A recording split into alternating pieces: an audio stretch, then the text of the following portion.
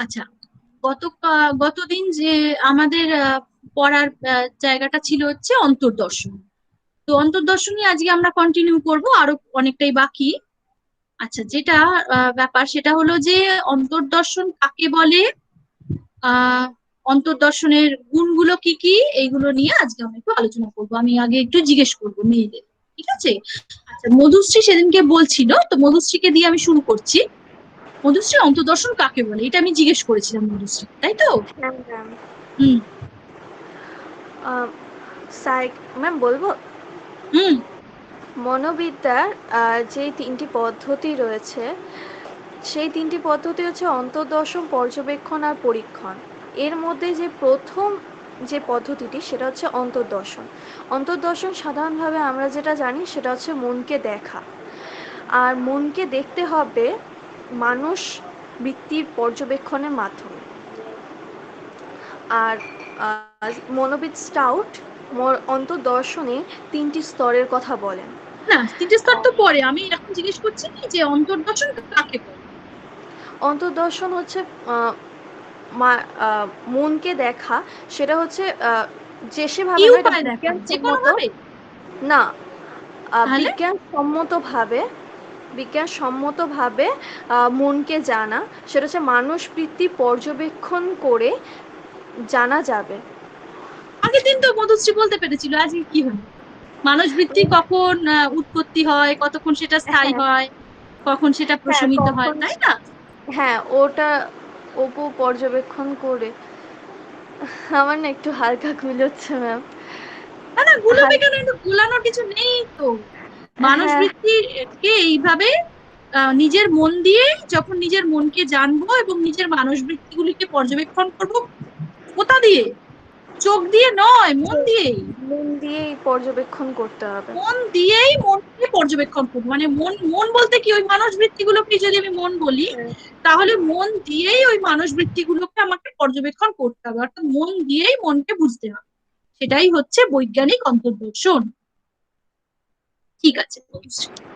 আচ্ছা, আর আচ্ছা ম্যাম। এখন আমাকে ঠিক আছে, ঠিক আছে বলছি।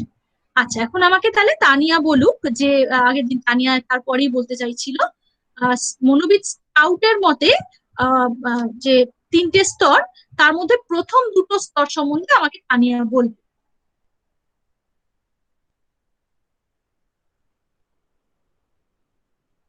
তানিয়া পারবে নাকি তানিয়াকে আমি অন্তর্দর্শনের গুণ জিজ্ঞেস করব? তানিয়া, তা নাহলে সায়নী বলবে আমাকে। ওরা না বললে আমি বলবো, হ্যাঁ ম্যাম। আচ্ছা, ওরা ওরা না বললে তাহলে মধুশ্রীকেই জিজ্ঞেস করবো। সায়নী ম্যাম বলবে? শুনতে পেলাম না। ম্যাম ও, শোনা যায়নি? শুনতে আচ্ছা, আমি বলছি একটু আরেকবার যে, বলবেন? হ্যাঁ হ্যাঁ, আমি বলছি যে মনোবিদ স্কাউট উনি যে অন্তর্দর্শনের তিনটে স্তরের কথা উল্লেখ করেছেন, তার মধ্যে প্রথম দুটো স্তর কি বলা যাবে তা নিয়ে? প্রথম দুটো স্তর বা প্রথম প্রথম স্তরটা? প্রথম স্তরটা হচ্ছে নির্বিচার স্তর, যেটাতে আমরা বুদ্ধি লাগাচ্ছি না। হ্যাঁ। দ্বিতীয়টা হচ্ছে সবিচার স্তর, যেখানে আমরা বুদ্ধি লাগাচ্ছি। প্রথম স্তরটা কিভাবে উদাহরণ দিয়ে বোঝানো হয়েছে? উদাহরণটা ম্যাম একটু ভাবছি, ভেবে বলছি।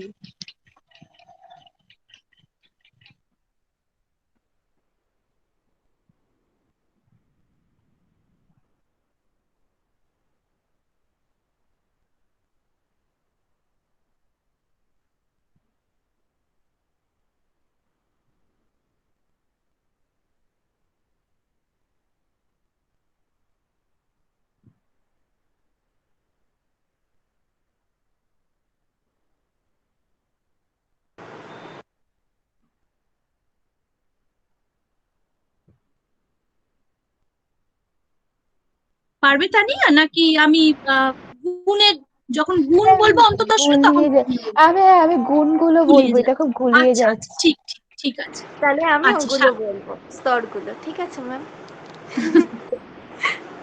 আচ্ছা, মধুশ্রী প্রথম দুটো স্তর বলেই দিই, সায়নী তৃতীয় স্তরটা বলবে তাহলে। মধুশ্রী প্রথম দুটো স্তর। আচ্ছা, মনোবিদ স্টাউট অন্তর্দর্শনের 3টি স্তরের কথা বলেন: নির্বিচার, স্ববিচার আর বিজ্ঞানসম্মত স্তর। এই হুম প্রথম স্তরটা হচ্ছে যখন আমরা সমুদ্র তটে, আমি ধর বসে আছি, ঢেউ হুম দেখছি, তখন হুম আমার সেই ঢেউ দেখার সময় আমার মন, মানে যে স্তরে আমার মনটা রয়েছে সেটা হচ্ছে নির্বিচার স্তরে, কারণ আমি শুধুমাত্র বাহ্য বস্তুকে পর্যবেক্ষণ করছি, সচেতনভাবে পর্যবেক্ষণটা করছি না।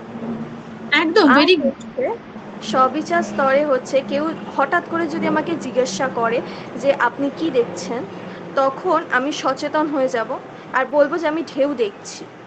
এই বাহ্য বস্তু বা বিষয় যে যখন আমি সচেতন হয়ে যাচ্ছি, শুধু পর্যবেক্ষণের সাথে সাথে যখন সচেতন হয়ে যাচ্ছি, তখন সেটা হয়ে যাচ্ছে সবিচার স্তর। সেই সময় আমার মনের ভেতরে সেই সময় আমার মনের ভেতরেতে আর কি, মানে আমরা তখন ভাবি, মানে আমি তখন ভাবি যে ঢেউ না না, ওটা বিজ্ঞানসম্মততে চলে গেছি, সরি ম্যাম। ওটা হচ্ছে যে আমি তখন তৎক্ষণাৎ সচেতন হয়ে যাই, এবার সচেতন হয়ে গেলাম, সচেতন হয়ে আর কি উত্তরটা দিলাম যে আমি ঢেউ দেখছি। ঠিক তো ঠিক ঠিক আগের ঠিক আছে, স্তরে তো ঠিক আছে সচেতন মধুশ্রী। ছিলাম না। আগের স্তরে সচেতন ছিলাম না, এই স্তরে পুরোপুরি সচেতন হলাম। এইটাই উদাহরণ, এইভাবে স্কাউট বুঝিয়েছেন আমাদের। আচ্ছা, তাহলে শালিনী কি বলবে যেটা বিজ্ঞানসম্মত স্তর? সায়নী, না ম্যাম, মধুই বলুক। সায়নী। ম্যাম, মধুই বলুক, আমি বলতেই পারবো না। ও আচ্ছা আচ্ছা, ঠিক আছে ঠিক আছে, তাহলে মোহিনীও আছে কিন্তু প্রেজেন্ট। মোহিনী বলবে বিজ্ঞানসম্মত স্তর। ম্যাম, বিজ্ঞানসম্মত স্তরে আমরা ভাবি মানে যে আমরা ঢেউ দেখে আমাদের মানে আমরা ভয় পেলাম নাকি আমরা অবাক হলাম, এটা নিয়েই চিন্তা করি, মানে একদম বিচার একদম। বিশ্লেষণ করি, ওটাই বিজ্ঞানসম্মত। আচ্ছা, কোনটা বিচার বিশ্লেষণ করি মোহিনী? কোনটা নিয়ে বিচার বিশ্লেষণ ম্যাম, করছি? আমাদের মানুষ বৃত্তিকে নিয়ে, যে আমরা ভেরি গুড। ভয় পেলাম একদম না একদম অবাক। একদম একদম একদম একদম। আমাদের মানুষ বৃত্তিটাই নিয়ে আমরা বিচার বিশ্লেষণ করছি তখন। হ্যাঁ ম্যাম। ওইটাই বিজ্ঞানসম্মত। ওই বিচার বিশ্লেষণ করে যখন মানুষ বৃত্তিটাকে বিচার বিশ্লেষণ করছি, সেটাই বিজ্ঞানসম্মত স্তর। আর সেটাই বিজ্ঞানসম্মত অন্তর্দর্শন। ঠিক আছে, ওটাই কিন্তু আসল অন্তর্দর্শন। হ্যাঁ ম্যাম। কেমন?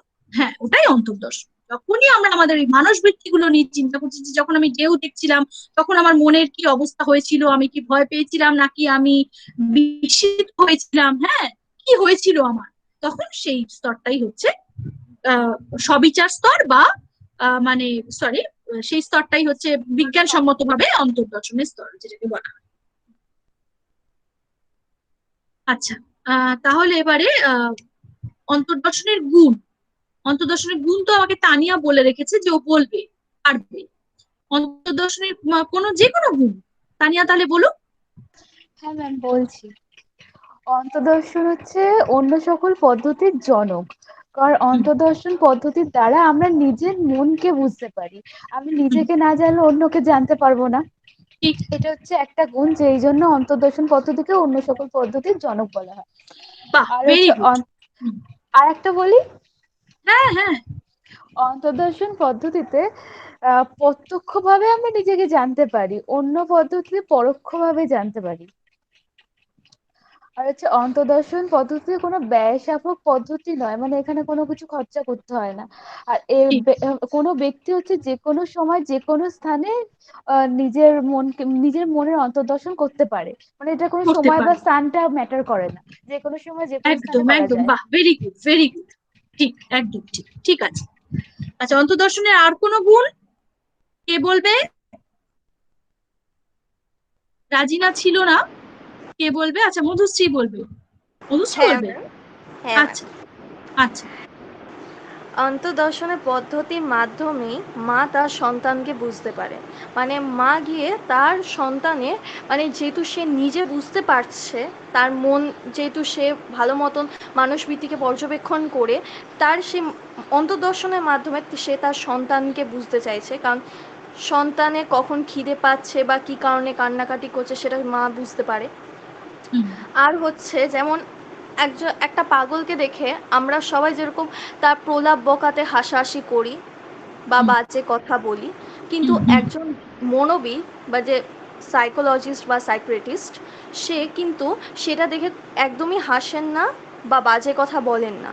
যেহেতু সে তার নিজের মনে অন্তর্দর্শন করেছেন, নিজের মনকে মানে মানুষবৃত্তি দ্বারা পর্যবেক্ষণ করেছেন, তাই সে বুঝতে পারেন যে মানে সেই পাগল বা পেশেন্টের কোথায় সমস্যাটা হচ্ছে। সে কিন্তু হেসে উড়িয়ে দেন না।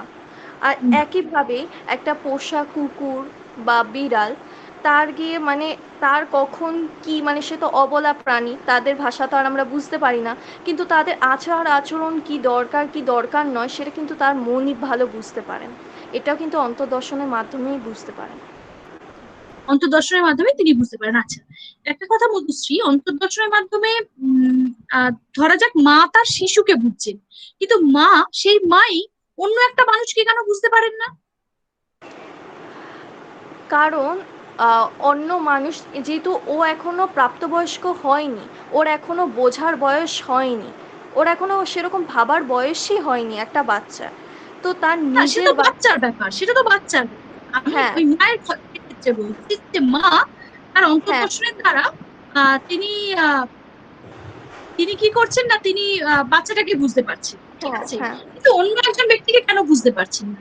বা একজন কারণ মনিব, হ্যাঁ, একজন মনিব হ্যাঁ, তার পোষা কুকুর বা বিড়ালটিকে বুঝতে পারছেন, কিন্তু তিনি ওই অন্তর্দর্শনের দ্বারা, তার অন্তর্দর্শনের দ্বারা তিনি অন্য কাউকে হুম, কেন বুঝতে পারছেন না? কারণ অন্তর্দর্শন হচ্ছে ব্যক্তিগত পদ্ধতি। আর একটা মানে আমি একমাত্র আমার অসুবিধার জায়গাটা আমি বুঝতে পারি, অন্যেরটা নয়। এবার যেটা হয় আর কি, শরীরের যখন পরীক্ষা করা হয় তখন সেটা কিন্তু সবার ক্ষেত্রে একই হয়, কিন্তু সবার মানে মনটা তো প্রত্যেকের একরকম হয় না, সবার আলাদা আলাদা হয়। আমার যেখানেতে যে অসুবিধাটা হচ্ছে, সবার তো সেই সেই জায়গাটায় অসুবিধা নাও হতে পারে।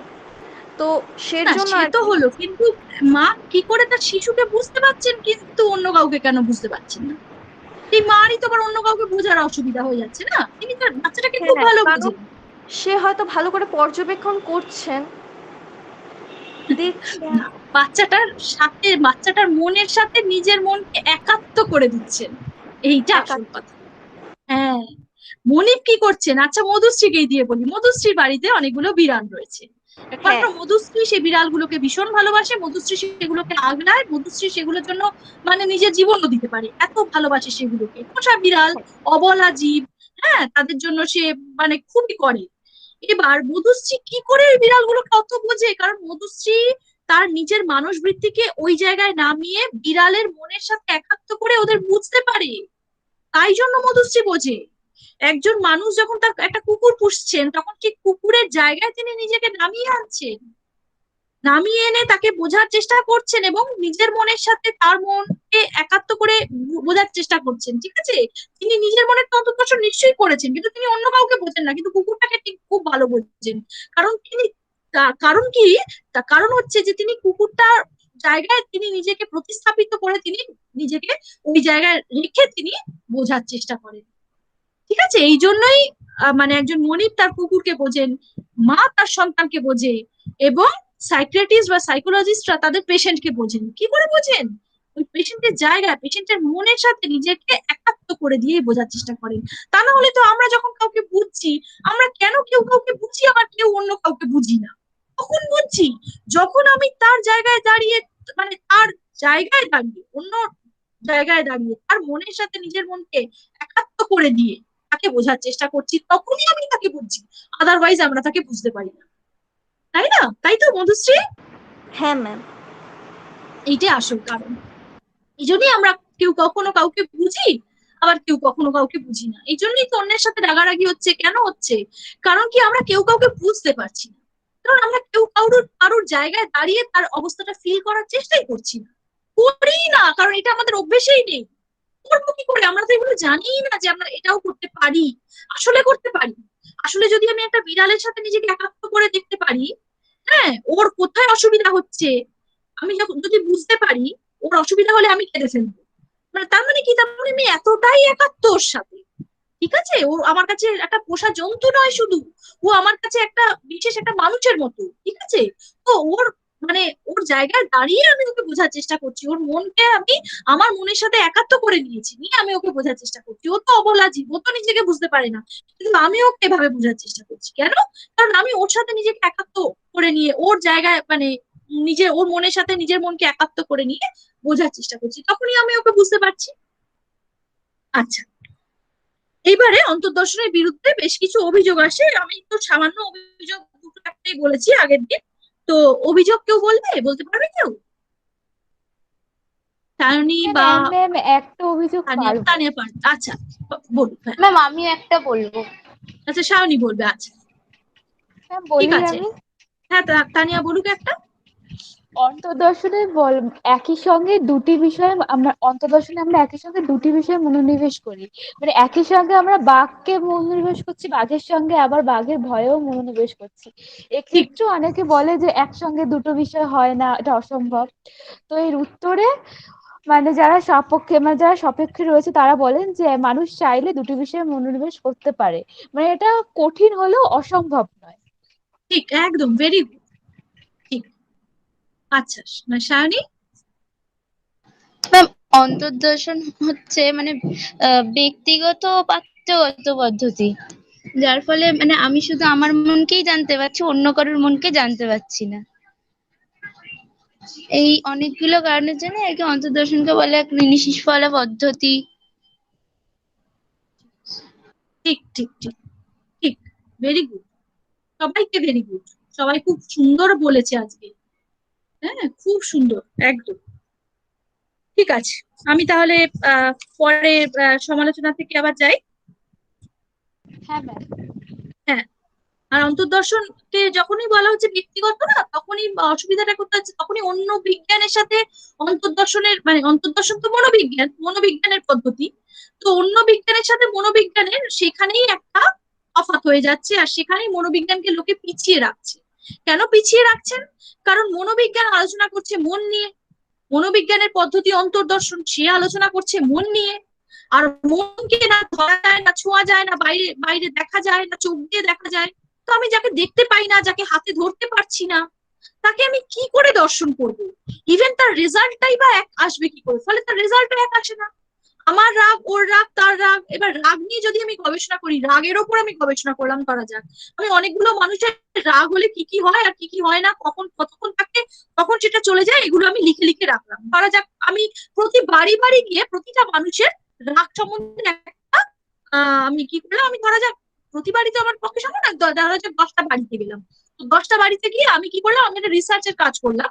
সেটা কি করলাম, যে আমি 10টা বাড়িতে প্রত্যেক ব্যক্তির ঠিক কিরকম রাগ হয়, কতক্ষণ সময় থাকে এবং কখন সেটা চলে যায়, তার উপরে আমি একটা গবেষণা করে আমি সেটাকে লিখলাম। এবার আমি একটা সিদ্ধান্তে আসবো, তো কিছুতেই আমি সিদ্ধান্তে আসতে পারবো না। কারণ কি, দেখা যায় যে সেক্ষেত্রে মানে যেহেতু মানে মানুষের মন এটা ভীষণই ভাবে ব্যক্তিগত ব্যাপার, প্রতিটি মানুষের মন আলাদা, ফলে তার রাগ বা তার মনের যে বৃত্তিগুলো সেগুলো আলাদা হয়ে যাচ্ছে।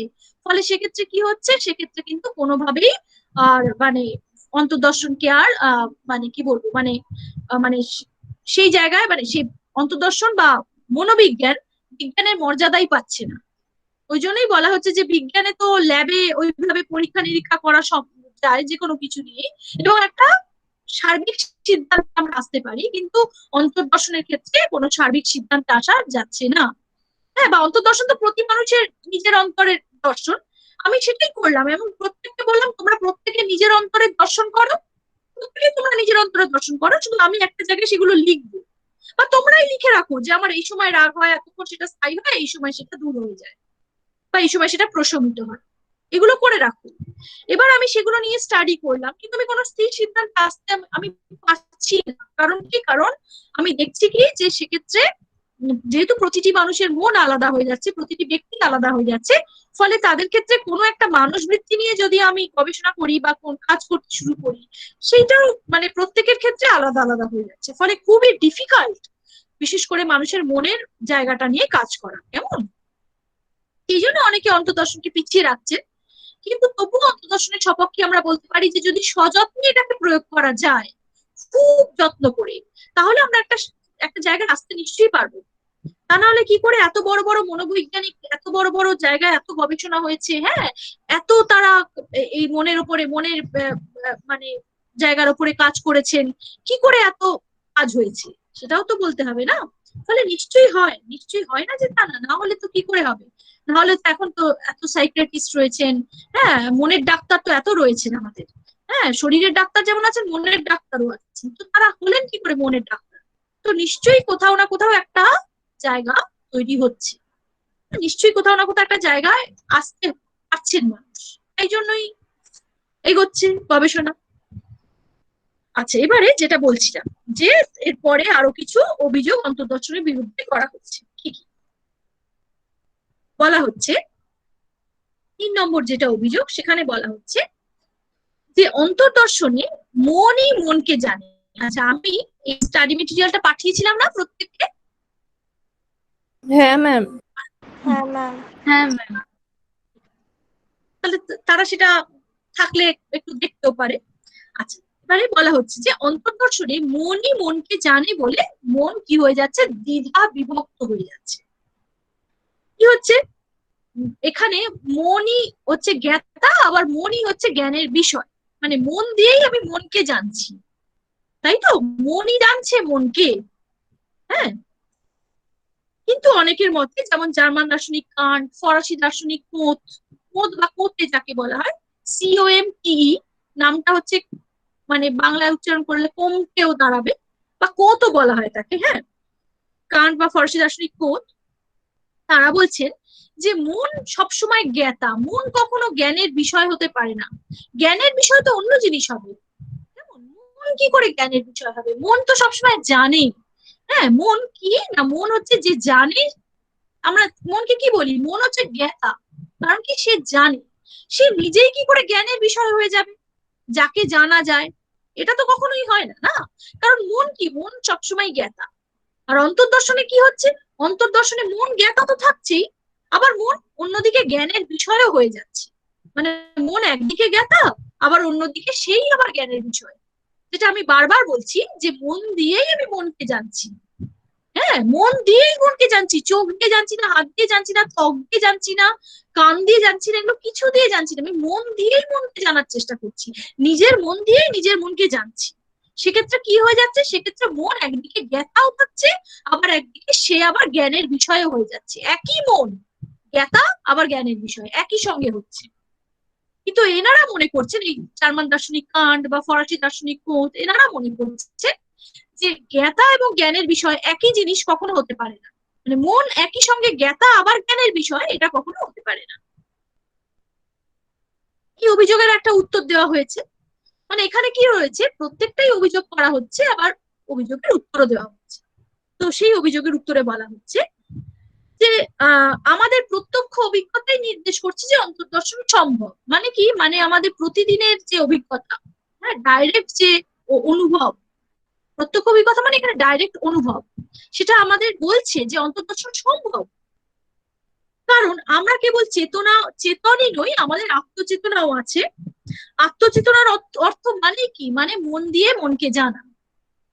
আমরা শুধু চেতনই নই, আমাদের আত্মচেতনাও আছে। আমরা কাকে জানছি না, আমরা নিজেকে জানছি। এরকম যখন আমি বলি, তো নিজেকে জানছি মানে কি, এখানে আমি মন দিয়ে মনকে জানছি, ঠিক আছে? কার মন দিয়ে কার মনকে জানছি? নিজেরই মন দিয়ে নিজেরই মনকে জানছি। তো এটা হয়, এটা হয় না যে তা না। কেমন, এটা বলা হচ্ছে যে এটা হয় না যে তা না, যতই তুমি কান্ট বা কোচ তোমরা অস্বীকার করো, তবুও কিন্তু এটা হয় না, এটা কখনোই বলবো না, এটা সম্ভব, মন দিয়ে মনকে জানা সম্ভব। আচ্ছা, এছাড়া আমরা যখন পরের যে অভিযোগটা, সেখানে কি বলা হচ্ছে যে আবেগ, প্রেষণা প্রভৃতি মানসবৃত্তির সঠিক স্বরূপ অন্তর্দর্শনে জানা সম্ভব নয়। এখানে মনোবিদ টিশেনার একটা কথা বলছেন। তিনি বলছেন যে যখনই আমরা কোনো আবেগকে জানতে যাই, তখনই সেই আবেগটির তীব্রতা পূর্বের মতো থাকে না। যেমন ধরা যাক, এই রাগ নিয়ে আমরা তো বারবার বলছি, ধরা যাক আমার রাগ হয়েছে প্রচন্ড, ঠিক আছে? এবার আমি ভাবছি যে আমি ওই রাগ নামক মানসবৃত্তিটাকে জানার চেষ্টা করব। এবার কি করলাম, আমি আমি চুপ করে বসলাম এবং আমি ভাবতে শুরু করলাম যে আমার রাগটা কখন হলো। কিন্তু যখনই আমি এটা ভাবতে শুরু করবো না, তখনই কিন্তু আমার রাগটা হয়তো থাকবে ভেতরে, কিন্তু সেটা অনেক দুর্বল হয়ে আসবে, অনেক কমে আসবে, অর্থাৎ সেটা আর আগের মতো অত তীব্র থাকবে না। তার মানে কি, তার মানে আমি ভাবার পর্যায়ে যখনই আসছি তখনই কিন্তু সেই সেই মানস বৃত্তির যে তীব্রতাটা সেটা কিন্তু আর আগের মতো থাকে না। ধরে যাক আমি ভীষণ ভয় পেয়েছি, সেই মুহূর্তে তো সবসময় সম্ভব না অন্তর্দর্শন করা। সবসময় মানে কি, সেই মুহূর্তে তো সব, অনেকেই বলবেন যে সেই মুহূর্তে কখনোই সম্ভব নয়, কারণ কি করে সেটা সম্ভব? আমি প্রচন্ড ভয় পেয়েছি অথচ আমি সেই ভয়ের অন্তর্দর্শন করব? ভয়টা একটু কমলে বা ভয়টা একেবারেই কমে গেলে তারপরে আমি হয়তো অন্তর্দর্শন করতে পারি। ওই যে ভয়টা কোথা থেকে এলো, ভয়টা কখন উৎপন্ন হলো, কিভাবে উৎপন্ন হলো, কতক্ষণ সেটা স্থায়ী হলো, কখন সেটা প্রশমিত হয়ে গেল, অর্থাৎ কখন সেই ভয়টা দূর হয়ে গেল, এইভাবে আমি কি করতে পারি, সেই ভয়ের অন্তর্দর্শন আমি করতে পারি। কেমন তো? তার মানে কি, তার মানে ভয়ের তীব্রতাটা একটু কমলে তবেই আমি কি ভয়ের অন্তর্দর্শন করতে পারি। রাগের তীব্রতাটা একটু কমলে তারপরে আমি কি রাগের অন্তর্দর্শন করতে পারি, কারণ কি ওই একদম ওই সময় করাটা সম্ভব নয়। এটাই মনোবিদ সেনার বলছেন যে যখন আমি মানে মানে ওই আবেগ বা প্রেষণা ইত্যাদির ক্ষেত্রে, প্রেষণা মানে এখানে মোটিভেশন, হ্যাঁ, প্রেষণা মানে মোটিভেশন, আবেগ মানে ইমোশন, আবেগ কথাটা তো আমরা জানি, প্রেষণা মানে হচ্ছে মোটিভেশন,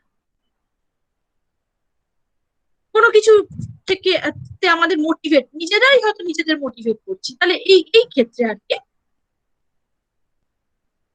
এই ক্ষেত্রে আমরা কি হচ্ছে যে আমরা ঠিক সেই মুহূর্তে যখন আমরা মোটিভেশনের পর্যায়ে রয়েছি বা আমরা আমাদের যখন প্রচন্ড আবেগ রয়েছে, সেই সময় কিন্তু আমরা সেই বিষয়টাকে জানতে পারি না, কারণ যখনই আমরা জানতে যাই তখনই সেই আবেগটা তীব্রতাটা আর পূর্বের মতো থাকে না। আবার এই অভিযোগ সম্বন্ধেও বলা হচ্ছে যে আবেগ সম্বন্ধে এই অভিযোগ আংশিক সত্য হলেও যে কোনো মানসবৃত্তি সম্বন্ধে এই অভিযোগ প্রযুক্ত নয়। এমন অনেক মানসবৃত্তি আছে, যেমন ব্যথা, বেদনা ইত্যাদি সংবেদন, যাদের প্রতি মনোযোগী হলে তারা অন্তর্হিত হয় না। অন্তর্হিত হয় না মানে কি, তারা চলে যায় না, হ্যাঁ, মানে দূর হয়ে যায় না। আবেগ সম্পর্কেও বলা যায় তীব্র আবেগের সময় অন্তর্দর্শন সম্ভব না হলেও আবেগটি প্রশমিত হওয়ার পর পূর্বের অবস্থা স্মরণ করে সেই তীব্র আবেগ সম্বন্ধে জ্ঞান লাভ করা যায়।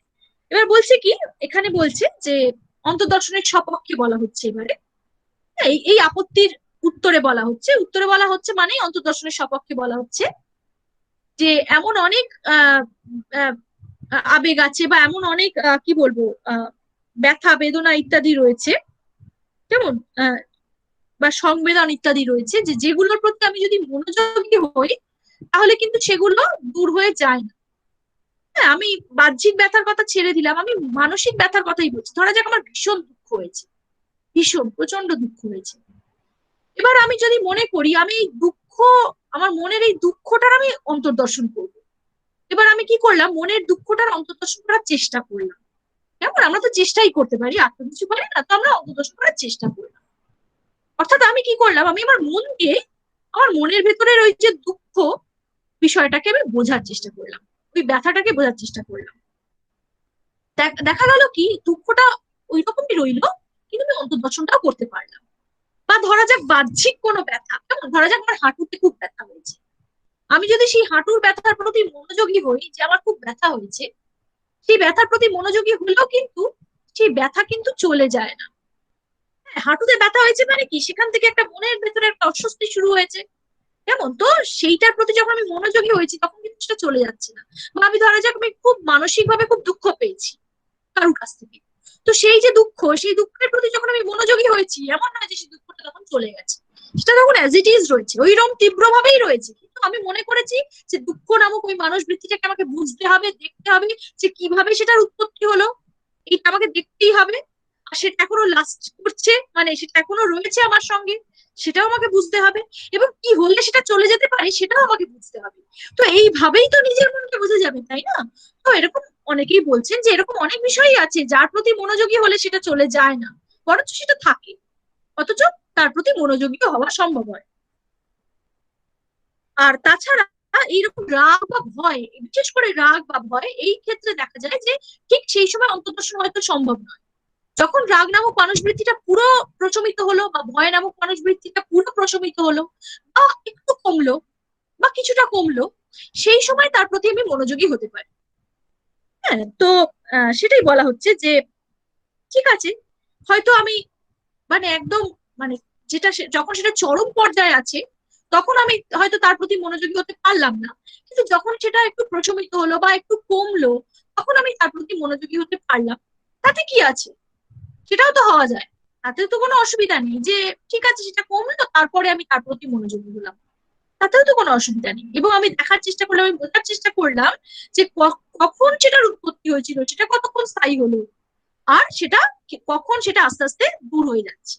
যখন কেউ আমাকে খুব মানে ভালোবাসা দিচ্ছে, যখন কারোর কাছ থেকে আমি প্রচুর স্নেহ পাচ্ছি, ভালোবাসা পাচ্ছি, তখনই হয়তো দেখা যায় যে, বিশেষ করে এটা অনেক সময় দেখা যায় যে রাগটা মানুষের হয় মানে বেসিক্যালি এই জায়গা থেকে, যখন হয়তো মানে বেশিরভাগ মানুষ অনেক সময় চিড়চিড়ে হয়ে যায়। কেন? হ্যাঁ, কারণ কি সে মনে করছে যে সে মানে সে হয়তো কোথাও একটা ভালোবাসার অভাব হচ্ছে, কেমন?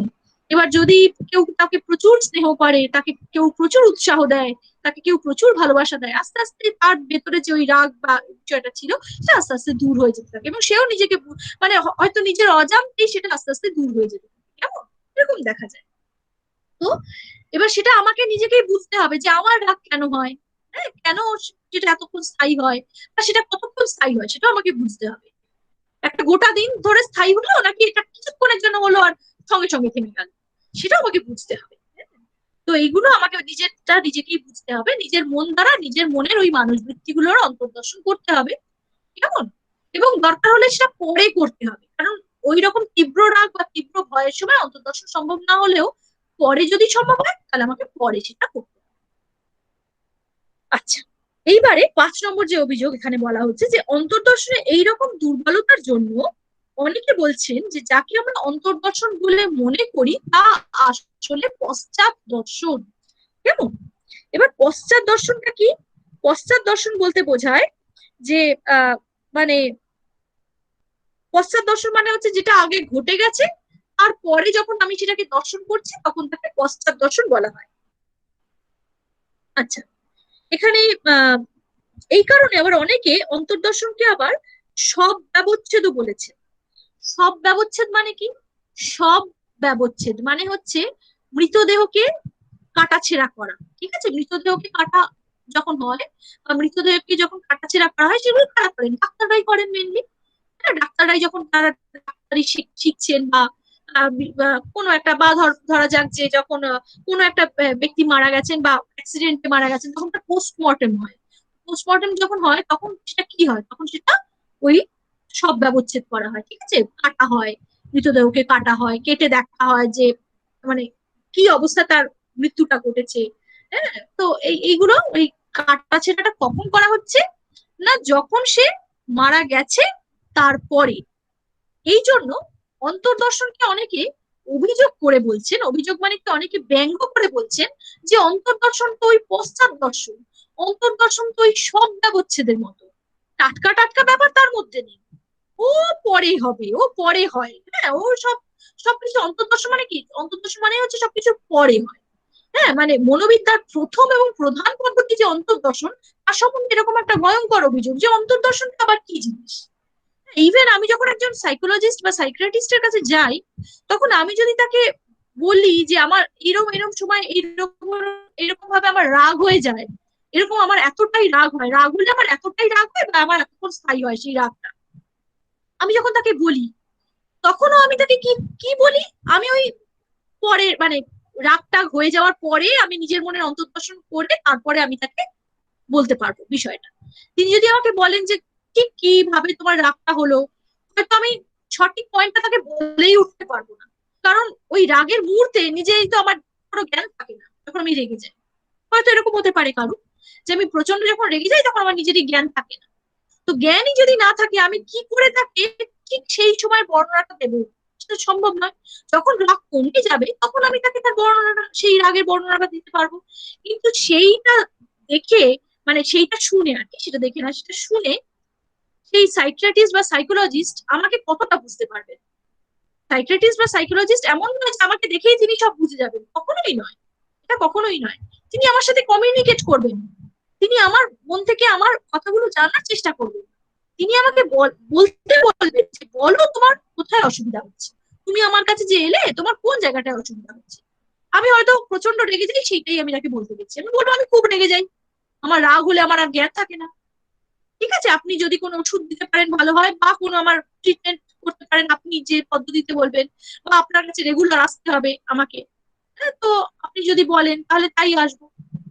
এবার তিনিও কিন্তু আমাকে জানার চেষ্টা করবেন বারবার করে, তিনি বারবার বলবেন যে ভালো করে ভেবে বলুন যে কোন সময় আপনার রাগটা হচ্ছে, ঠিক কি অবস্থায় হচ্ছে। তিনিও কিন্তু আমার নিজেকে আমাকে মানে তিনি কিন্তু বারবার এটা বলে বলে বলে বলে আমাকে এটা বোঝাতে চাইবেন যে নিজের মনের অন্তর্দর্শন করুন, নিজের মনের অন্তর্দর্শন করুন। কারণ আপনি যদি নিজেকে আমাকে না বোঝান, তাহলে আমি কি করে একজন বাইরের পার্সন হয়ে আপনাকে পুরোটা বুঝে নিবো? সেটা কারোর পক্ষে সম্ভব নয়, সাইকিয়াট্রিস্টের পক্ষেও সম্ভব নয়, সাইকোলজিস্টের পক্ষেও সম্ভব নয়। কখন সম্ভব হবে? যখন আমি তার কাছে নিজেকে খুলে দেব, তবেই না সম্ভব হবে। তো আমি নিজের মনকে যতক্ষণ বদ্ধ করে রাখবো, কেউ আমার মনের ভেতর ঢুকতে পারবে না। তো আমাকে সেটা তাকে জানাতে হবে যে দেখুন এই এই কারণে হয়। কিন্তু সেটাই বা জানাবো কি করে? সবই তো পরে আমি বুঝতে পারি, সবটাই তো পরে আমি সেটা নিয়ে যখন আমি অন্তর্দর্শন করছি। অন্তর্দর্শন করছি কখন? যখন সেটা ঘটে যাচ্ছে, তারপরে যখন রাগটা হয়ে যাচ্ছে, রাগটা প্রশমিত হয়ে যাচ্ছে, তারপরে আমি সেই রাগ নিয়ে মানে চিন্তা ভাবনা করছি, তাই না? তার মানে কি সবটাই পরে হচ্ছে। এই জন্য অন্তর্দর্শনকে অনেকেই ব্যঙ্গ করে বলছেন যে অন্তর্দর্শন পদ্ধতি কি নেহাতি। নিহাতি এটা কি? না, এটা হচ্ছে ওই সব ব্যবচ্ছেদ পদ্ধতি। হ্যাঁ, মরা কাটা মানে কাটার মতো পদ্ধতি। হ্যাঁ, যেটা হয়ে যাচ্ছে, যে ঘটনা আগে থেকে আগে ঘটে গেছে, পরে সেটা নিয়ে আমি কথা বলছি। তাহলে তো আমি সেই সেই ঘটনাটা ঘটার সময় কি ঠিক কি হয়েছিল আমি তো জানি না। ঠিক যেভাবে একজন বিজ্ঞানী, একজন গোয়েন্দা, গোয়েন্দা বলা ভালো, তিনি যখন একটা কোনো মানে একটা কিছু, ধরা যাক একটা খুন হয়েছে, সেটা যখন তিনি আহ মানে তাকে যখন বলা হয় যে আপনি এটা ইনভেস্টিগেট করুন, তিনি যখন ওটা করতে যান, তখন সেটা পোস্টমর্টেম হয়ে বডিটা আসার পরে তিনি সেটা নিয়ে তখন জিজ্ঞেস করছেন যে কি হয়েছিল, কতটা তিনি সেই ব্যক্তিকে কতটা অ্যালকোহল খাওয়ানো হয়েছিল, বা সেই ব্যক্তির ভেতরে কতটা বিষ পাওয়া গেছে, তিনি বিষ খেয়েছিলেন হয়তো, বা তাকে বিষ খাওয়ানো হয়েছিল হয়তো। এইভাবে তার মানে কি, তার মানে তিনিও তো সেই পয়েন্টে ছিলেন না, ফলে তাকেও জিজ্ঞেস করে করে জানতে হচ্ছে। আমাদের অবস্থাটাও ঠিক সেরকম। কারণ কি, ওই সময় ওই মুহূর্তে আমাদের পক্ষে কিছুই বলা সম্ভব হয় না। আমি সবসময় পরে ওটা নিয়ে যখন চিন্তা করছি, তখন আমি সেইটা নিয়ে কথা বলতে পারছি। সেই জন্য এই ব্যঙ্গ আমাদের সহ্য করতেই হয়। ঠিক আছে, যে মনের বিজ্ঞান, এটা তো মনকে কি করে জানবো? মনকে জানার প্রধান পদ্ধতি অন্তর্দর্শন। ভালো কথা। এবং অন্তর্দর্শন মানেই সেটা সব ব্যবচ্ছেদের মতো, সেটা তো ওই পশ্চাৎ দর্শন। সেটা তো কখনোই ডাইরেক্ট দর্শন হয় না, সে সবসময় পশ্চাৎ দর্শন, সবসময় পেছন ফিরে দেখছি আমি। পশ্চাৎ দর্শন মানে কি? পেছন ফিরে দেখছি যে কি হয়েছিল। হ্যাঁ, এটা যেন সেই মানে সবসময় সেটা যেন মানে ওই আর কি মানে একবার করে কি বলে ওটাকে, একবার করে রিওয়াইন্ড করে দেখা। হ্যাঁ, যে কি হয়েছিল ওই সময়, ঠিক কি হয়েছিল। হ্যাঁ, তো ঠিক সেই সময়টায়, এক্স্যাক্টলি ঠিক সেই সময়টার কথা যদি আমি বলতে পারতাম, অর্থাৎ ঠিক সেই সময়ই যদি আমার নিজের মনের অন্তর্দর্শন আমি করতে পারতাম, তাহলেই বোধহয় সব থেকে ভালো। কিন্তু সেটা হয় না বলে এরকম ব্যঙ্গ করা হয়। এইবার এই অভিযোগের উত্তরে কি বলা হচ্ছে? এই অভিযোগের তো সেইভাবে কোনো উত্তর হয় না, তবে বলা হচ্ছে কি যে এটা তো সত্যি যে অন্তর্দর্শনে এটা হয়। অন্তর্দর্শন মানে কি, আমরা ওই পেছন ফিরেই দেখছি, আমরা ওই পরেই সেটা নিয়ে চিন্তা ভাবনা করছি, এটাই এটাই কথা। তো এটা একটা উত্তর দেওয়া যেতে পারে যে যদি আমি স্মৃতিকে সম্ভব বলি, স্মৃতি, হ্যাঁ, স্মৃতি আমাদের প্রত্যেকের হয়। তো যদি আমি স্মৃতিকে সম্ভব বলি, তাহলে আমি অন্তর্দর্শনকে কেন সম্ভব বলবো না? আমি তো স্মৃতিকে মানি যে হ্যাঁ আমার স্মরণ হয়েছে, আমার স্মরণ হয় যে আমি যখন স্কুলে পড়তাম, তখন আমার একটা খুব ভালো বন্ধু ছিল, তার সাথে আমি এই এই করতাম। ঠিক আছে, আমরা একসাথে খেতাম, একসাথে ঘুরতে যেতাম, একসাথে পড়াশোনাও করতাম, একসাথে মারামারিও করতাম। এইগুলো আমার স্মরণ হচ্ছে, এই হচ্ছে আমার স্মৃতি। আমি যদি স্মৃতিকে সম্ভব বলি যে স্মৃতি হয়, হ্যাঁ, স্মৃতির তো একটা মানে একটা বিজ্ঞানসম্মত ভিত্তি রয়েছে। যদি স্মৃতিকে আমি সম্ভব বলি, তাহলে অন্তর্দর্শনকে কেন সম্ভব বলবো না? অন্তর্দর্শনের বিরুদ্ধে এত অভিযোগ করাটাও ঠিক না। অন্তর্দর্শন তো অবশ্যই সম্ভব। হ্যাঁ, হ্যাঁ, অবশ্যই সেটা আমি হয়তো বেশিরভাগ ক্ষেত্রেই সেটা আমি পরে সেটা নিয়ে অন্তর্দর্শন করছি। অন্তর্দর্শন মানে হচ্ছে পরে দর্শন করা। ঠিক আছে, মানে এরা অভিযোগকারীরা যেটা বলছেন যে ওই সময় তোমার মানুষ বৃত্তিটাকে দর্শন করা সম্ভব নয়, সবসময় আমি কি করছি না, পরে মানুষ বৃত্তিটা ঘটে যাওয়ার পরে আমি মানুষ বৃত্তিটা সম্বন্ধে চিন্তা ভাবনা করছি। কিন্তু যদি স্মৃতিকে সম্ভব বলতে হয়, তাহলে অন্তর্দর্শনকেও সম্ভব বলতে হবে। আর অন্তর্দর্শনকে এভাবে দূরে সরালে চলবে না, কারণ অন্তর্দর্শন ছাড়া তো কিছুই সম্ভব না। আমি এক পাও এগোতে পারবো না সাইকোলজিতে। আমি ওই জন্যই ফার্স্ট শুরু করলাম কি অন্তর্দর্শন নিয়ে। কেন? কারণ অন্তর্দর্শনকে না জানলে আমি সাইকোলজির ভিতরে তো ঢুকতেই পারবো না। তো অন্তর্দর্শন মানে কি নিজের মন দ্বারা নিজের মনকেই জানা। তো এটা তো আগে করতেই হবে এবং জানতে হবে যে পদ্ধতিটা ঠিক কিরকম। ঠিক আছে, আর এটা সবারই করতে হয়, তা না হলে কেউই নিজের মনকে জানতে পারবে না। আর নিজের মনকে না জানতে পারলে তো অন্যের মনকে জানা তো প্রশ্নই উঠে না। তো নিজের মনকে জানার প্রথম এবং প্রধান পদ্ধতি অন্তর্দর্শন। এই হচ্ছে অভিযোগ। আচ্ছা, এইবারে 6 নম্বর যে অভিযোগ সেটা আজকে আর আমি বলবো না, পরের দিন যাব। সেটা হচ্ছে আচরণবাদী ওয়াটসনের অভিযোগ। আচরণবাদী ওয়াটসনের কথা তো আমি আগেও বলেছি, আমি আবার বলছি। আচরণবাদী ওয়াটসন এমন একজন আহ মানে মনোবিদ বলবো না তাকে, তাকে কখনোই মনোবিদ বলবো না, তাকে আচরণবিদ বলবো। কেন? কারণ তিনি মনকেই স্বীকার করছেন না। ঠিক আছে, অথচ মানে তিনি নিজেকে একজন আচরণবাদী বলছেন। ন্যাচারালি তিনি যদি মনকেই স্বীকার না করেন, তিনি অন্তর্দর্শনকেও স্বীকার করবেন না। কারণ মনোবিদ্যার প্রথম এবং প্রধান পদ্ধতি অন্তর্দর্শন। মনোবিদ্যা জানতে গেলে আমাদের প্রথম প্রধান পদ্ধতি অন্তর্দর্শনকে জেনেই আমাকে এগোতে হবে। কিন্তু উনি একজন আচরণবাদী দার্শনিক হিসেবে উনি কিন্তু এই অন্তর্দর্শনকে স্বীকার করছেন না। আচরণবাদী কেন? কারণ ওয়াটসন মনে করছেন কি যে আমাদের আচরণটাই শেষ কথা, আমাদের আচরণ দিয়েই আমাদের অন্য বুঝতে পারে। মন বলে কিছু হয় না, তিনি মন কথাটা ইউজ করবেন না। তিনি বলছেন যে মন হচ্ছে একটা শূন্য গর্ভ কৃষ্ণ পেটিকা। হ্যাঁ, মানে সেগুলোর বিষয়ে আমি পরে আসবো, সেটা না হয় আমি পরে আসছি। উনি বলতে চাইছেন কি যে সবটাই আমার আচরণ, আচরণ ছাড়া কিছুই নয়। আমি পুরোটাই একটা আচরণ, আমি যা করছি সেটাই আমার ব্যক্তিত্বকে বোঝাচ্ছে, সেটাই আমি। আমার মন বলে আবার কি হয়? আমার আচরণটাই শেষ কথা, ওটাই আমার। তুমি যদি মন বলো, মন মন মন, তো মন বলে তো কিছু হয় না, কারণ মনের তো কোনো স্থান নেই। মন কোথায় থাকে তাই আমরা বুঝে উঠতে পারি না। হ্যাঁ, সবটাই আমার আচরণ। আচরণ দিয়েই একটা মানুষকে বুঝতে পারো। আমরা বলি না যে আচরণই শেষ কথা, তো ওইভাবেই ওয়াটসন তারা বলেই দিচ্ছেন যে আচরণটাই শেষ কথা, মন বলে কিছু হয় না। হ্যাঁ, কিন্তু এইরকম বড় অভিযোগ, হ্যাঁ এটা একটু বেশি বাড়াবাড়ি হয়ে যাচ্ছে। মানুষের মন বলেই কিছু হয় না, কি করে আমরা ওয়াটসনকে মানতে পারি সেটাও আমরা দেখবো। ঠিক আছে, তো ওয়াটসন একজন আচরণবাদী দার্শনিক। তিনি বলছেন কি যে উদ্দীপক বাইরের জগৎ থেকে উদ্দীপক আমার উপর আসছে, আমার উপর এসে ক্রিয়া করছে, এবং সেই উদ্দীপকের মানে উদ্দীপককে আমরা কি করছি, সেই উদ্দীপকের জন্যই আমরা রেসপন্ড করছি, প্রতিক্রিয়া করছি। ঠিক আছে, বাইরের জগৎ থেকে আমাকে কেউ একটা কোনো কথা বললো, আমি তার পরিপ্রেক্ষিতে তাকে একটা জবাব দিলাম।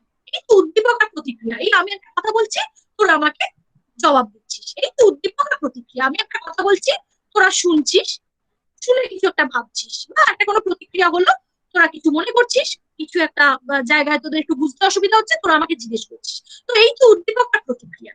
একটা মশা এসে আমার হাতের উপরে বসলো, আমি তাকে মারলাম, মশাটা কামড়টা হচ্ছে আমার উদ্দীপক, আর আমি তাকে মারলাম, মানে মানে তাকে মারতে আমার হাতটা আপনা থেকেই উঠে গেল, এটাই হচ্ছে প্রতিক্রিয়া। আলো আমার চোখের উপর, তীব্র আলো আমার চোখের উপর এসে পড়লো, আমি চোখের পাতা বন্ধ করে নিলাম, ওই আলোটা হচ্ছে উদ্দীপক, চোখের পাতা বন্ধ করে নেওয়াটা হচ্ছে প্রতিক্রিয়া। তো ওয়াটসন বলছেন সবটাই মানুষের, সবটাই শুধু এই উদ্দীপক আর প্রতিক্রিয়া, আর কিচ্ছু না। সবটাই মানুষের আচরণ। আমি অন্যের সাথে কি আচরণ করছি তার দ্বারাই বোঝা যাবে আমি ঠিক কিরকম, বা অন্য আমার সাথে কিরকম আচরণ করছে তার দ্বারাই বোঝা যাবে যে অন্যের ঠিক কিরকম।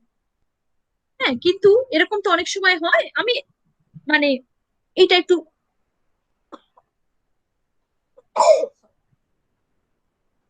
মানে বলছি যে এরকম অনেক সময় হয়, ধরা যাক একটা লোক আমার সাথে খুব অদ্ভুত আচরণ করছে, কয়েকদিন আমি দেখতে পাচ্ছি যে সে আমার সাথে হয়তো ঠিক মতো কথা বলছে না, বা কথা বলতে গেলে রেগে যাচ্ছে, হ্যাঁ, বা সে খুব খারাপ ব্যবহার করছে আমার সাথে, হয়তো আমি দেখছি কদিন ধরে। এবার আমি যদি ভাবি যে তার আচরণটাই তার শেষ কথা, লোকটা ওই রকমই, তাহলে কি সেটা সব ক্ষেত্রে ঠিক হবে? সব ক্ষেত্রে কি সেটা ঠিক হয়? না ম্যাম। না, কখনোই নয়। কারণ কি? কারণ সে কেন করছে ওটা, সেটা তো আমাকে বুঝতে হবে। সেইটা বুঝতে গেলেই আমি তার কোথায় ঢুকবো, তার মনের ভেতরে কি চলছে সেটা বোঝার চেষ্টা করবো। সে এখন কোন মানসিক অবস্থার ভেতর দিয়ে চলছে সেটা বোঝার চেষ্টা করবো। হয়তো হতে পারে সে কোনো বিষয়ে খুব চাপে রয়েছে, জানি না আমরা যে অন্য লোকটা কতটা চাপে রয়েছে, অন্য লোকটার এখন কি পরিস্থিতি রয়েছে। আমি যদি শুধুই তার আচরণটা দেখি না, তাহলে কিন্তু খুব ভুল হয়ে যাবে। আমি হয়তো দেখলাম এতদিন সে আমার সাথে খুব ভালো ছিল, হঠাৎ করে সে একটা অন্য আচরণ করতে শুরু করলো। আমাকে বুঝতে হবে যে সে কেন করছে। এটা কি লোকটা কি মানে মাথা মাথা খারাপ হয়ে গেছে, যে আমার সাথে যে এতদিন তার ভালো সম্পর্ক ছিল, এত কিছু ছিল, হঠাৎ করে সে খারাপ ব্যবহার করতে শুরু করলো। এবার আমি যদি ভাবি লোক এরকম, আসলে সে শয়তান না, আসলে মহা শয়তান না, সব এটা কি সবসময় ভাবাটা ঠিক নয়। আচরণটাই যদি মানুষের শেষ কথা হতো, তাহলে কিন্তু মানে আমরা কেউই আর পরস্পরকে বুঝে উঠতে পারবো না। আমরা শুধু আচরণটুকুই দেখবো, তাই না? সে আমার সাথে কি করলো এটাই আমার কাছে শেষ কথা। সে ভালো করলো তো সে ভালো, সে খারাপ করলো তো সে খারাপ। এরকম ভাবে একটা মানুষকে জাজ করাটা ঠিক না। কারণ আমরা যদি সত্যি মনোবিজ্ঞানকে ভালোবেসে থাকি বা মনোবিজ্ঞানকে ভালোবেসে পড়ার চেষ্টা করি, তাহলে কিন্তু আজ থেকে অন্তত আমাদের এই জায়গাটা বুঝতে চেষ্টা করতেই হবে যে যেমন আমার একটা মন আছে না, তেমনি অন্যেরও একটা মন আছে। আমিও কখনো ডিপ্রেশনে পড়ে যাই, আমিও কখনো অসুবিধায় থাকি, ঠিক একইভাবে অন্য মানুষটাও ডিপ্রেশনে পড়ে, অন্য মানুষটাও অসুবিধায় থাকে। এইটা আমাকে বুঝতেই হবে, বুঝতেই হবে। ঠিক আছে? এবং সে কোথায় কোন জায়গায় চাপে রয়েছে এটা কিন্তু আমি এই বাইরে থেকে আমি এক একভাবে তাকে দেখে বলতে পারবো না। এটা কখনোই কারোর পক্ষে বলা সম্ভব নয় যে আমি ঠিক ও ভুল, এটা কখনোই বলা সম্ভব নয়। ঠিক আছে? কারণ আমিও কোনো সময় ভুল হয়ে যাই। তাহলে বুঝতে হবে যে আমিও কোনো সময় তো ভুল হয়ে যাই। তখন যদি আমাকে সবাই বলে তুমি ভুল, তুমি ভুল, তুমি ভুল, তাহলে ন্যাচারালি তখন আমাকে বুঝতে হবে যে তার মানে কি মানুষের মন একটা বড় জটিল ব্যাপার, কেমন সেখানে হাজার রকম বিষয় চলতে পারে, হাজার রকম অবস্থা চলতে পারে।